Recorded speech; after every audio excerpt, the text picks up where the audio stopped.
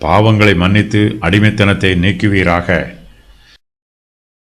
உம்முடைய ஜனங்களாகிய இஸ்ரவேலர் உமக்கு விரோதமாய் பாவம் செய்தது நிமித்தம் சத்துருவுக்கு முன்பாக முறிந்து போய் உம்மிடத்திற்கு திரும்பி உம்முடைய நாமத்தை அறிக்கை பண்ணி இந்த ஆலயத்துக்கு நேராக உம்மை நோக்கி விண்ணப்பத்தையும் வேண்டுதலையும் செய்தால் பரலோகத்தில் இருக்கிற தேவரீர் கேட்டு உம்முடைய ஜனமாகிய இஸ்ரவேலின் பாவத்தை மன்னித்து அவர்கள் பிதாக்களுக்கு நீர் கொடுத்த தேசத்துக்கு அவர்களை திரும்பி வர பண்ணுவீராக. இஸ்ரவேல் தேசத்தாருக்கு பாடுகளும் நெருக்கங்களும் வேதனைகளும் வரலாம். பாவத்தின் சம்பளம் மரணம். இஸ்ரவேலர் கர்த்தருடைய ஜனங்களாக இருந்தாலும் அவர்கள் கர்த்தருக்கு விரோதமாய் பாவம் செய்யும் போது அவர்களுக்கும் பாடுகள் வருகிறது. அவர்கள் சத்துருவுக்கு முன்பாக முறிந்து போகிறார்கள். அந்நிய தேசத்திற்கு அடிமைப்பட்டு போகிறார்கள்.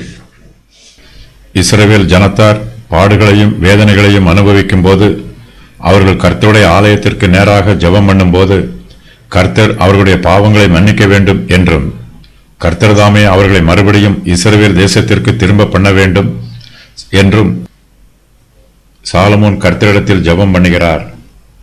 சாலமோனுக்கு பாடுகளும் நெருக்கங்களும் வரும்போது அவர் தன்னுடைய பாவங்களுக்கு மனம் திரும்பினால் போதுமானது. கர்த்தர் தம்முடைய கிருபையினால் சாலமோனுடைய பாவங்களை மன்னித்து அவருக்கு ஏற்பட்டிருக்கும் பாடுகளையும் நெருக்கங்களையும் அவரை விட்டு நீக்கி போடுவார். இஸ்ரவேல் ஜனத்தார் எல்லோருக்கும் பாடுகளும் நெருக்கங்களும் வரும்போது அவர்கள் எல்லோரும் தங்கள் பாடுகளுக்கு மனம் திரும்ப வேண்டும்.